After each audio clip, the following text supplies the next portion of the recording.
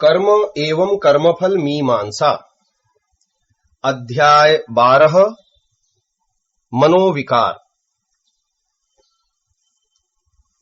मानव के कर्म जब अविद्या यानी मिथ्या ज्ञान से प्रभावित होते हैं तो अधर्म युक्त होते हैं। अतः अविद्या से ग्रस्त मानव पाप कर्मों को ही करता चला जाता है। वर्तमान जीवन में मानव के कर्मों पर दो बातों का प्रभाव रहता है। प्रथम, उस द्वारा अर्जित ज्ञान या अज्ञान का, तथा द्वितीय, उसके अपने चित्त के संस्कारों का। इन दोनों के अतिरिक्त दूसरे व्यक्तियों द्वारा उसके तथा अन्यों के प्रति किए जाने वाले कर्म, सामाजिक परिस्थितियां तथा सामाजिक एवं पारिवारिक संगति आदि भी उसके कर्मों को प्रभावित करते हैं। चित्त के संस्कार हमारे पूर्व जन्मों तथा वर्तमान जन्म के कर्मों से बनते हैं। ये संस्कार शुभ तथा अशुभ दोनों प्रकार के होते हैं।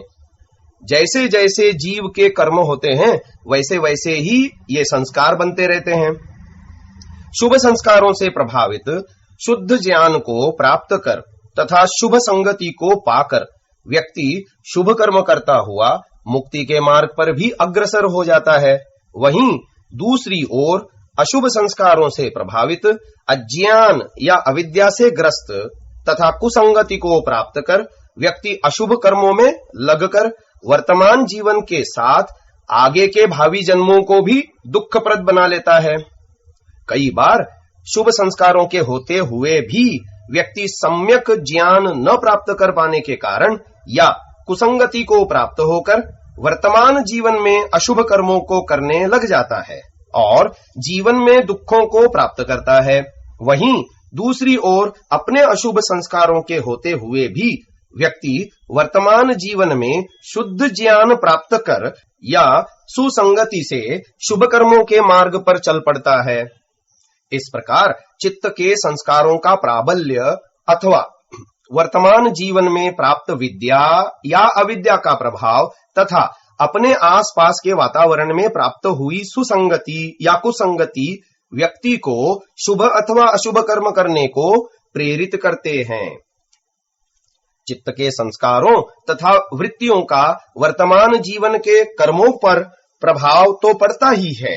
शुभ संस्कार मन के शुभ संकल्प तथा अशुभ संस्कार मन के विकार के रूप में प्रकट होते हैं।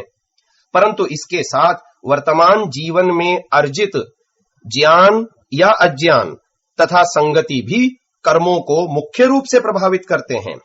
कभी कभी यह चित्त के संस्कारों को भी निष्क्रिय कर देते हैं और व्यक्ति अपने पूर्व अर्जित संस्कारों से विपरीत कर्म करने लगता है। यदि शुभ संस्कारों के साथ वर्तमान जीवन में विद्या तथा सुसंगति भी मिल जाए तो जीवन का उत्थान ही संभव है। दूसरी ओर यदि पूर्व के अशुभ संस्कारों के साथ वर्तमान जीवन में अविद्या से ग्रस्त हो कुसंगति भी प्राप्त हो जाए तो विनाश को कौन रोक सकता है। मन के शुभ संकल्प स्वाध्याय, यज्ञ, दान, विद्या, धर्म में रुचि आदि के रूप में होते हैं जो मानव को शुभ कर्मों की ओर प्रेरित करते हैं। तथा दूसरी ओर काम, क्रोध, लोभ, मोह, अहंकार, ईर्ष्या, हिंसा आदि के रूप में अशुभ विचार या विकार हैं जो मानव को अशुभ कर्मों में लगाते हैं। हमने कर्म मीमांसा अध्याय 7वें में जाना था कि हमारे वर्तमान जीवन के कर्म इन्हीं चित्त की वृत्तियों द्वारा प्रभावित होते हैं और इन्हीं अशुभ वृत्तियों पर नियंत्रण पाने को कहा गया था। यही क्लिष्ट वृत्तियां ही व्यक्ति को अशुभ कर्मों की ओर मुख्यता से प्रेरित करती हैं। इस अध्याय में इन्हीं मनोविकारों का विशेषता से वर्णन किया जा रहा है जो मानव को पतन के मार्ग पर ले जा रहे हैं। योग दर्शन के भाष्यकार महर्षि व्यास जी भी पुण्यापुण्य कर्माशय का कारण काम, लोभ, मोह, क्रोध को ही कहते हैं। तत्र पुण्यापुण्य कर्माशयः काम, लोभ, मोह, क्रोध प्रभवः। योग दर्शन 2:12 पर भाष्य। अर्थात इस चित्त में पुण्य तथा पाप रूप कर्माशय काम, लोभ, मोह तथा क्रोध से उत्पन्न होता है। इस विषय में गीता में भी अर्जुन श्री कृष्ण से पूछते हैं अथ केन प्रयुक्तोऽयम् पापम् चरति पुरुषः अच्छिन्नपि वार्ष्णेय बलादिव नियोजितः। गीता 3:36। हे कृष्ण, यह पुरुष इच्छा न करते हुए भी किससे प्रेरित होकर पाप कर्म करता है? श्री कृष्ण जी उत्तर देते हैं, काम एष क्रोध एष रजोगुण समुद्भवः महाशनो महापाप्मा विद्धये नमिह वैरिणम् धूमेनाव्रियते वह्निर्यथादर्शो मलेन च यथोल्वेनावृतो गर्भः तथा तेनेदमावृतम्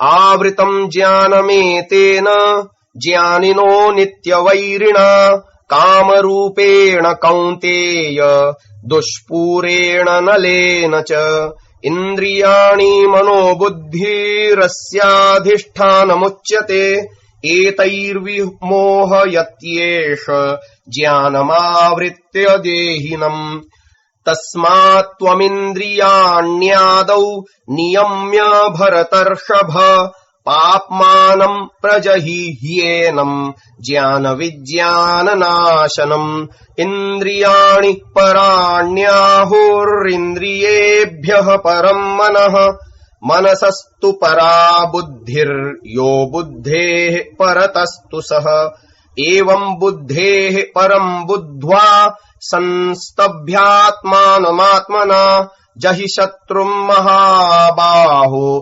कामरूपम् दुरासदम्। तीसरा अध्याय गीता 37 से 43वें श्लोक तक। अर्थात रजोगुण से उत्पन्न हुआ यह काम और क्रोध ही पाप की प्रवृत्ति के कारण है। यह सर्वभक्षी है। ये भोगों से कभी तृप्त नहीं होते। इन्हीं को पाप में जोड़ने वाला शत्रु जानो। जैसे अग्नि धुएं से ढक जाती है, दर्पण मैल से ढक जाता है, गर्भ आवरक झिल्ली से ढक जाता है, उसी प्रकार संसार भर का ज्ञान उस काम से ढक जाता है। हे अर्जुन, यह काम ज्ञानी का नित्य वैरी है। यह एक आग है जिसका पेट भरना कठिन है, क्योंकि जितना भोग भोगो कामाग्नि और बढ़ती जाती है। इसने ज्ञानियों के ज्ञान को ढांप रखा है। इस काम के 3 अधिष्ठान हैं, इंद्रिय, मन और बुद्धि। यह ज्ञान को ढककर इन 3 के द्वारा मति भ्रष्ट करता है, अर्थात उसकी इंद्रियां जहां आसक्त हो वहां विद्यमान गुणों की कल्पना कर लेती हैं। मन उसकी स्मृति से कल्पना के महल खड़े करता रहता है और बुद्धि बुरे काम को भी अच्छा सिद्ध करने के लिए युक्तियां ढूंढने लगती है। हे अर्जुन, पहले तो इंद्रियों को वश में करके पदार्थों के यथार्थ ज्ञान और उसके चिंतन तथा मनन से उपलब्ध ज्ञान दोनों को नष्ट करने वाले इस पापी को मार डाल। इस स्थूल शरीर से इंद्रियां सूक्ष्म हैं, इंद्रियों से परे मन है, मन से परे बुद्धि है और बुद्धि से परे आत्मा है, जो इस शरीर रूप रथ का रथी है। इस प्रकार बुद्धि से परे आत्मा को सूक्ष्म, बलवान तथा शरीर, इंद्रिय, मन, बुद्धि का स्वामी जानकर बुद्धि, मन और इंद्रिय रूपी दास दासियों को जीत कर इस दुर्जेय काम रूप शत्रु को मार डाल। काम, क्रोध, अभिमान आदि मनोविकारों से ग्रस्त व्यक्तियों को गीता में आसुरी संपदा वाला कहा गया है।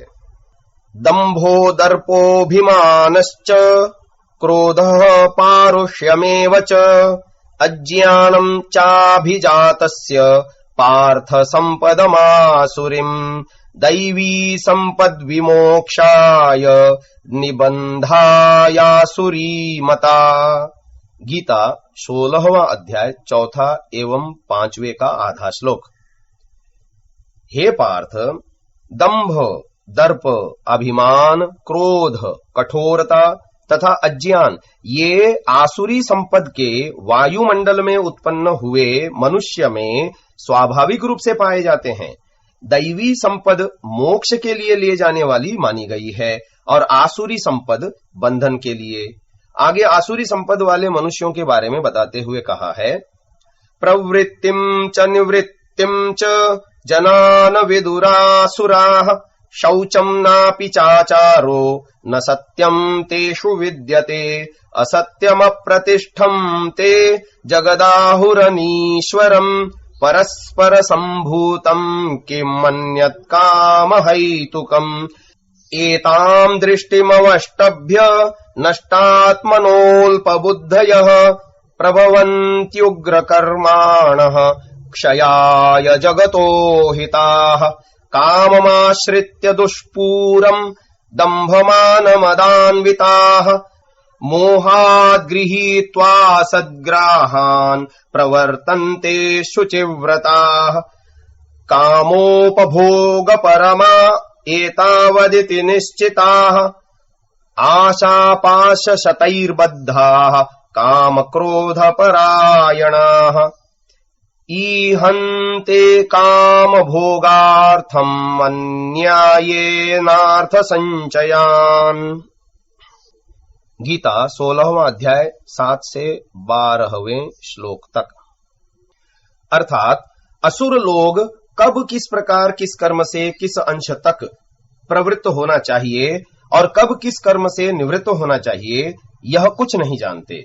न उनमें सत्य है, न सफाई है, न आचार के कोई नियम है। वे लोग सारे जगत को असत्य और अप्रतिष्ठित बताते हैं कि इसका कोई ईश्वर नहीं, यानी ईश्वर की सत्ता की तो बात ही दूर है। वे यहां तक कहते हैं कि जगत परस्पर संयोग से भी उत्पन्न नहीं हुआ, फिर कामजन्य तो वे क्या मानेंगे। वर्तमान काल में डार्विन का विकासवाद का सिद्धांत भी इसी सोच पर आधारित है, जिसमें एक कोश के प्राणी अमीबा से ही सभी प्राणी जगत की उत्पत्ति मानी गई है। वे नष्टात्मा अल्पबुद्धि लोग इस दृष्टि पर दुराग्रही होकर उग्र कर्म हो जाते हैं और जगत के अहितकारी होकर जगत के नाश के लिए अपनी प्रभुता स्थापित करते हैं। दंभ, मान और मद से घिरे हुए वे कभी न पूरी होने वाली तृष्णा के वशीभूत होकर मूढ़ता से उल्टे उल्टे सिद्धांत मानकर अपवित्र व्रत धारण करके संसार में प्रवृत्त होते हैं।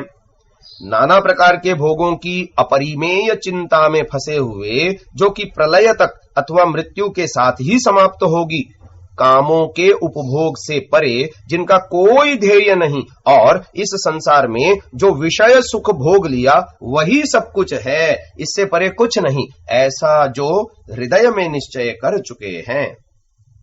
सैकड़ों प्रकार की आशाओं के पाश में बंधे हुए काम क्रोध की पूर्ति में लगा रहना ही जिनका परम ध्येय है और काम क्रोध की वासना पूर्ति के लिए जो अन्याय से धन बटोरने में लगे रहते हैं, वे असुर प्रकृति के लोग अज्ञान में पड़कर किस प्रकार कामनाओं के चक्र में पड़े रहते हैं, इसके बारे में कहा है। इदमद्य मया लब्धमिमं प्राप्स्ये मनोरथम् इदमस्तीदमपि मे भविष्यति पुनर्धनम् असौ मया हतः शत्रुर्हनिष्ये चापरानपि ईश्वरोऽहमहं भोगी सिद्धोऽहं बलवान् सुखी आढ्योऽभिजनवानस्मि कोऽन्योऽस्ति सदृशो मया यक्ष्ये दास्यामि मोदिष्य इत्यज्ञान विमोहिताः अनेकचित्तविभ्रान्ता मोहजाल समावृताः प्रसक्ताः कामभोगेषु पतन्ति नरकेषु च आत्मसंभाविताः स्तब्धा धनमान मदान्विताः यजन्ते नाम यज्ञैस्ते दम्भेना विधिपूर्वकम्। गीता 16वां अध्याय 13 से लेकर 17वें श्लोक तक।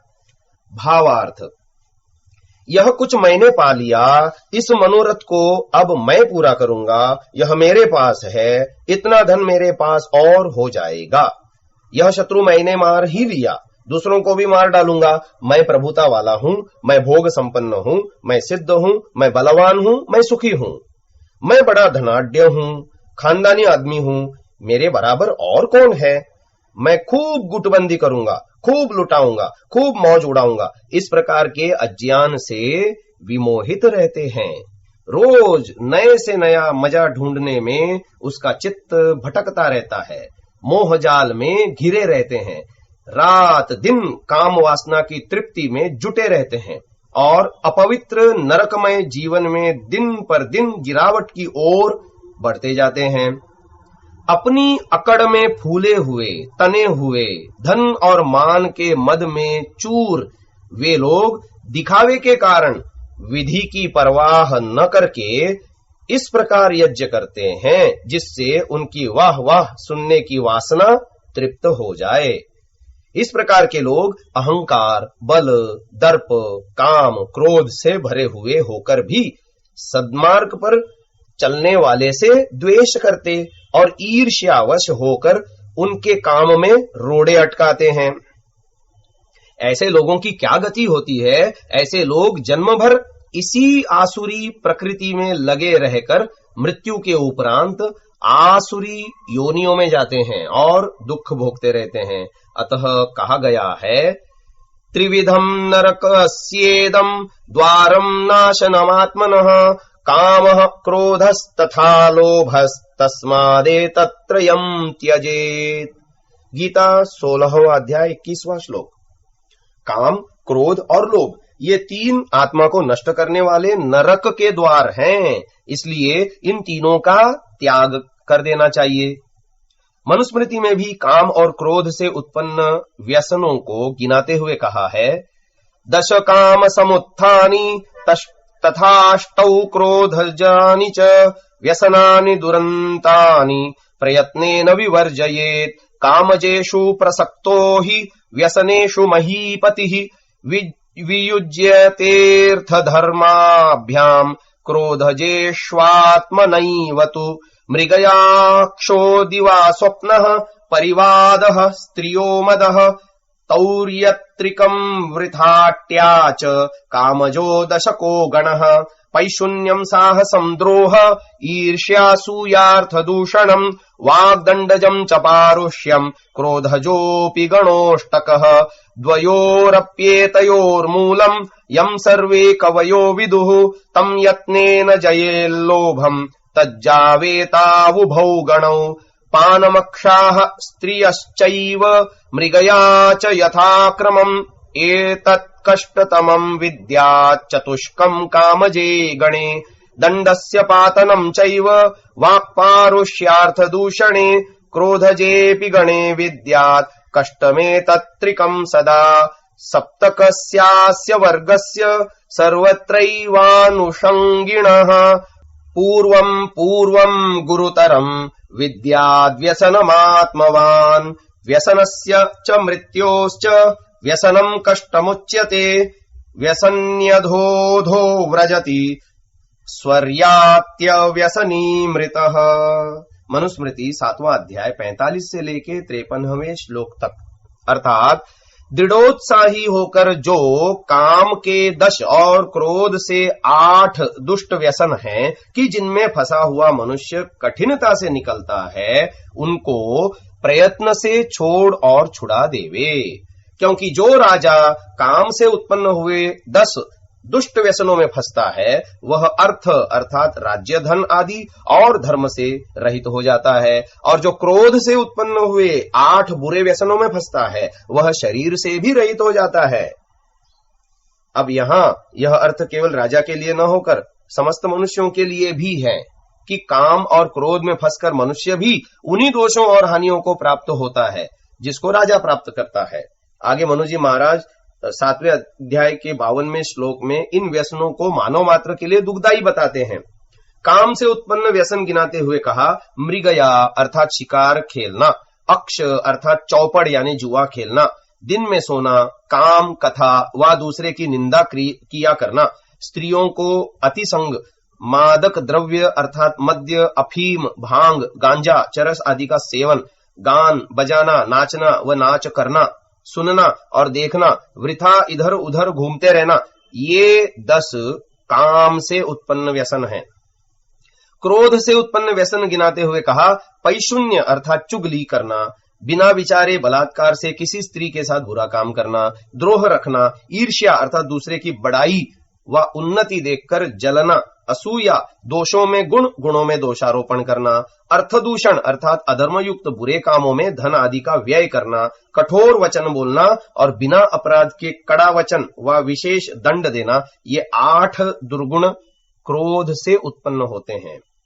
जो सब विद्वान लोग कामज और क्रोधजों का मूल जानते हैं कि जिससे ये सब दुर्गुण मनुष्य को प्राप्त होते हैं, उस लोभ को प्रयत्न से छोड़ देवे। महाराज मनु लोभ को काम और क्रोध का भी मूल मानते हैं। काम के व्यसनों में बड़े दुर्गुण, एक मद्य आदि अर्थात मादक द्रव्यों का सेवन, दूसरा पासों आदि से जुआ खेलना, तीसरा स्त्रियों का विशेष संग और चौथा मृगया यानी शिकार खेलना या निर्दोष प्राणियों को मारना, ये 4 महादुष्ट व्यसन हैं। और क्रोधजों में बिना विचारे अपराध का दंड देना, कठोर वचन बोलना और धन आदि का अन्याय में खर्च करना, ये 3 क्रोध से उत्पन्न हुए बड़े दुखदायक दोष हैं। इन 7 प्रकार के दुर्गुणों के वर्ग में जो सब स्थानों पर सब मनुष्यों में पाए जाते हैं, आत्मा की उन्नति चाहने वाले विद्वान पहले पहले व्यसन को अधिक कष्टप्रद समझें। अर्थात सबसे अधिक कष्टप्रद मद्य आदि मादक द्रव्यों का सेवन है। इससे यह निश्चय है कि दुष्ट व्यसन में फंसने से मर जाना अच्छा है, क्योंकि जो दुष्टाचारी पुरुष हैं वह अधिक जिएगा तो अधिक अधिक पाप करके नीच नीच गति अर्थात अधिक अधिक दुख को प्राप्त होता जाएगा, और जो किसी व्यसन में नहीं फंसा वह मर भी जाएगा तो भी सुख को प्राप्त होता जाएगा। इसलिए विशेष राजा को और सब मनुष्यों को भी उचित है कि मृगया और मद्यपान आदि दुष्ट कामों में न फंसे और दुष्ट व्यसनों से पृथक होकर धर्मयुक्त गुण कर्म स्वभावों में सदा वर्त के अच्छे अच्छे काम किया करे। सत्यार्थ प्रकाश, छठा समुल्लास। इस प्रकार व्यसन और मृत्यु में से मृत्यु को ही अधिक अच्छा और व्यसन को अधिक कष्टदायक कहा गया है, क्योंकि व्यसन रहित मरने पर परजन्म में सुख और व्यसनी होकर मरने से दुख ही दुख प्राप्त होगा। हम तो यहां तक कहेंगे कि काम, क्रोध, लोभ के साथ मन की अन्य विकृतियां, मोह, ईर्ष्या, द्वेष, अहंकार आदि प्रवृत्तियों को भी त्याग देना चाहिए, अन्यथा कल्याण का मार्ग नहीं मिल सकता। मनुस्मृति और गीता आदि ग्रंथों में मुख्य मनोविकार तो काम, क्रोध और लोभ गिनाए हैं, परंतु मोह, ईर्ष्या, द्वेष, अभिमान आदि अन्य विकारों से ग्रस्त मानव अशुभ कर्मों की ओर ही झुका रहता है।